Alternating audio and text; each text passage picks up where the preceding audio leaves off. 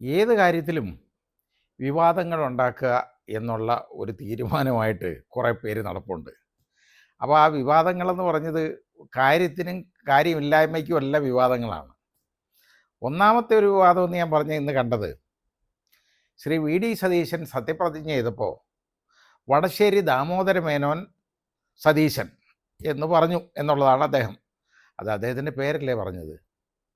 ഇപ്പോൾ എൻ്റെത് ബി കമാൽ പാഷ എന്നാണ് സാധാരണ പറയാറുള്ളത്, എഴുതാറുമുള്ളത്. പക്ഷേ എൻ്റെ ആ ഇനീഷ്യലിൻ്റെ അത് ആ വിശദീകരണം ആയിട്ട് വരുമ്പോൾ ബാദിഷ കമാൽ പാഷ എന്ന് പറയും. എനിക്ക് കിട്ടിയിട്ടുള്ള വാറണ്ട്, അതായത് ഹൈക്കോടതി ജഡ്ജിയായിട്ട് നിയമിച്ചുകൊണ്ടുള്ള വാറണ്ടിനകത്ത് ബാദിഷ കമാൽ പാഷ എന്നാണ്. ഞാൻ സത്യപ്രതിജ്ഞ ചെയ്തത് ബാദിഷ കമാൽ പാഷ എന്നാണ്.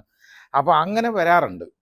പക്ഷേ ഇവിടെ പ്രശ്നം ആളുകൾ ചൂണ്ടിക്കാണിക്കുന്നു, നോക്കിക്കൊണ്ട് ഓരോരുത്തർ ശ്രദ്ധിച്ചിരിക്കുന്നത്, അദ്ദേഹം കഴിഞ്ഞ തവണ നിയമസഭാംഗമായിട്ട് സത്യപ്രതിജ്ഞയായപ്പോൾ വി ഡി സതീശൻ ഞാൻ എന്നാണ് പറഞ്ഞത്.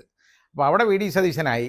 ഇപ്പോൾ വന്നപ്പോൾ വടശ്ശേരി ദാമോദരൻ മേനോൻ ജാതിപ്പേര് പറഞ്ഞ് അദ്ദേഹം മേനോൻ്റെ മകനാണ്, മേനോനാണ് എന്ന് നാട്ടുകാരെ അറിയിക്കാൻ വേണ്ടി ചെയ്തു എന്നുള്ളതാണ്.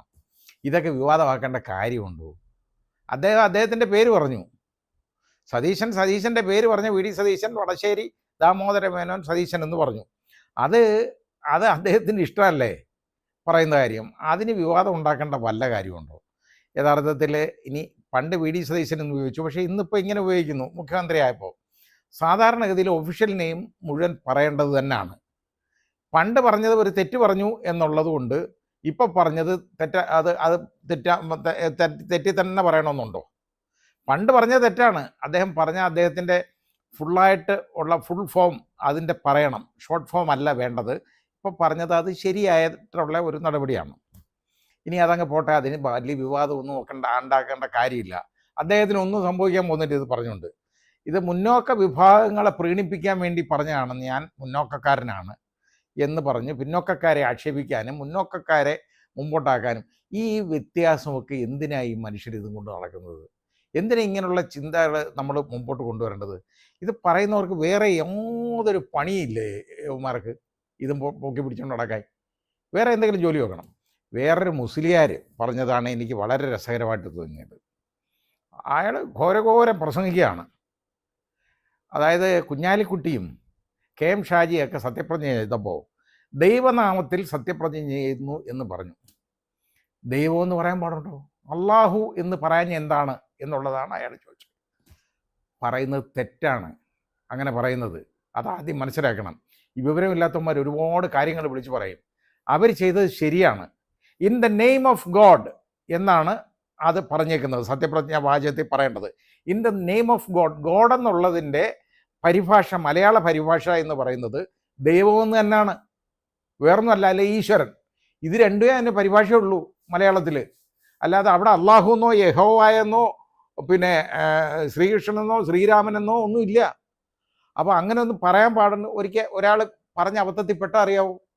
അതായത് വേറെ ഒരു ഈഴവ സഹോദരൻ അങ്ങോട്ട് സത്യപ്രതിജ്ഞ ചെയ്തു കഴിഞ്ഞപ്പോൾ എന്താണെന്നറിയോ, ഞാൻ ശ്രീനാരായണ ഗുരുവിൻ്റെ നാമത്തിൽ സത്യപ്രതിജ്ഞ എന്ന് പറയുന്നു. ശ്രീനാരായണ ഗുരു ദൈവമല്ല, മനുഷ്യനായിരുന്നു. അപ്പോൾ ആ ദൈവനാമത്തിലുള്ള സത്യപ്രതിജ്ഞ ആവില്ല, രണ്ടാമത് ചെയ്യേണ്ടതായിട്ട് വന്നില്ലേ എന്ന് പറഞ്ഞ പോലെ അള്ളാഹു എന്ന് പറഞ്ഞാൽ തെറ്റൊന്നുമില്ല. കാരണം ദൈവത്തിൻ്റെ പ്രതിരൂപം തന്നെ, ദൈവത്തിൻ്റെ വേറെ രൂപമാണ് മുസ്ലിങ്ങൾ ഇസ്ലാം അംഗീകരിക്കുന്ന ദൈവം എന്ന് പറയുന്ന അള്ളാഹുവാണ്. അതൊക്കെ ശരി. ആ വിവക്ഷയിലേക്കൊന്നും പോകേണ്ട കാര്യമുണ്ടോ? ഇത് നമ്മുടെ ഈ സമൂഹം, ബഹുസ്വര സമൂഹത്തിൽ അങ്ങനെ അള്ളാഹു എന്ന് പറയേണ്ട കാര്യമില്ല. അതുകൊണ്ട് എന്താ കുഞ്ഞാലിക്കുട്ടി എന്താ മുസ്ലിം അല്ലതാവൂ? ഇത് കെ എം ഷാജി മുസ്ലിം അല്ലേ? ഇവർ ഈ കുഞ്ഞാലിക്കുട്ടി സാഹിബും സാഹിബായി, അവിടെ കെ എം ഷാജി സാഹിബും അതും സാഹിബാ ഒക്കെ കൂടെ അവർ ദൈവനാമം എന്ന് പറഞ്ഞത് വളരെ വലിയ തെറ്റായിപ്പോയി എന്ന് പറഞ്ഞ് നടക്കുന്ന ആളുകളുണ്ട്. എന്തോ പറയാനാ, വിവരക്കേടെന്നുള്ള അല്ലാതെ ഇതിനെന്തോ പറയുന്നേ. In the name of God എന്ന് പറഞ്ഞാൽ ഞാൻ ദൈവനാമത്തിൽ അല്ലെ ഈശ്വരൻ്റെ നാമത്തിൽ എന്ന് പറയണം. അല്ലെങ്കിൽ ഇതൊന്നും വേണ്ടെന്ന് പറയണം. അപ്പോൾ അങ്ങനെ പറഞ്ഞാൽ ദൃഢപ്രതിജ്ഞയായി പോകും. അതാണ് കാര്യം. അപ്പോൾ സഗൗരവം എന്ന് പറഞ്ഞു കഴിഞ്ഞാൽ അത് ദൃഢപ്രതിജ്ഞയാണ്. അങ്ങനെ വേണമെങ്കിലും പറയാം. പക്ഷേ ഇതങ്ങനെ പറഞ്ഞില്ലല്ലോ. അവർ ദൈവത്തിൻ്റെ അല്ലേ, ദൈവം അള്ളാഹു ദൈവമല്ലേ. മുസ്ലിങ്ങളെ സംബന്ധിച്ചിടത്തോളം അള്ളാഹു എന്ന് പറയുന്നതാണ് അവരുടെ ദൈവം. അപ്പോൾ അവർ ദൈവനാമത്തിലെന്ന് പറഞ്ഞതിൽ എന്തെങ്കിലും തെറ്റുണ്ടോ? ഒരു പെശകും അതിലില്ല. ഇത് വിവാദം ഉണ്ടാക്കാൻ വേണ്ടി വൃത്തികേട് വിളിച്ച് പറയുന്നതാണ്. ഇനി പോയിക്കോട്ടെ, അടുത്ത നല്ലൊരു കാര്യം ശ്രീ വി ഡി സതീശൻ കയറിയപ്പോൾ ആദ്യ മന്ത്രിസഭാ തീരുമാനത്തിൽ എടുത്തതെന്ന് പറയുന്നത് എന്താണെന്നറിയോ? ഇപ്പോൾ നമ്മുടെ മുഖ്യമന്ത്രിയുടെ ഗൺമാന്മാരും അതുപോലെ തന്നെ അദ്ദേഹത്തിൻ്റെ എസ്കോർട്ട് ചെയ്ത പോലീസുകാരും പൈലറ്റ് ചെയ്ത പോലീസുകാരും ഒക്കെ കൂടെ ഇറങ്ങി ഒരു മാതൃകാപരമായ രക്ഷാപ്രവർത്തനം നടത്തിയല്ലോ. അവന്മാരനുഭവിക്കാൻ പോവുക. അതിൻ്റെ കാരണം അത് യഥാർത്ഥത്തിൽ ചെയ്യേണ്ടതുമാണ്. ചുമ്മാതെ ഇല്ല മുതിരി അടിക്കുന്ന നീ എന്നാൾ പറഞ്ഞു. അതുപോലെ തന്നെ ആ പിള്ളേരെ ഇങ്ങനെ വാടി വെച്ച് മുളവടി വെച്ച് 2 കൈയും കൊണ്ടാണ് പിടിച്ച് ഊങ്ങി അടിക്കുന്നത്, തല്ലി ചതയ്ക്കുകയാണ് ഇട്ട്. അവർ കിടന്ന് തൊഴുന്നുണ്ട്, അടി കൊണ്ടുണ്ട്. എന്ത് ചെയ്യാൻ പറ്റും? അടി ഇങ്ങനെ വരുമല്ലേ, ഒരു 3-4 എണ്ണം അല്ലേ ഒന്നിച്ചല്ലേ അടിക്കുന്ന 5-6 പേര് നിന്നുകൊണ്ട്.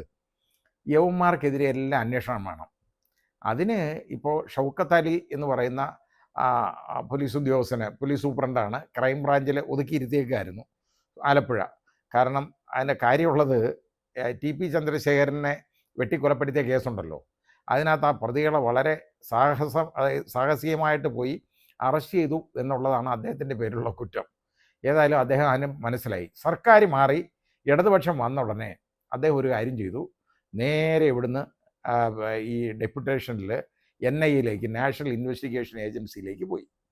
അവിടെ ഇരുന്നു. അത് കഴിഞ്ഞിട്ട് IPS നേടിയിട്ട് ആണ് അദ്ദേഹം തിരിച്ച് കേഡറിലേക്ക് വരുന്നത്. അപ്പോൾ കേരളത്തിൽ വന്നു കഴിഞ്ഞപ്പോൾ അദ്ദേഹത്തിന് ഇങ്ങനെയുള്ള പോസ്റ്റിംഗ് ഒന്നും കൊടുക്കുകയില്ല.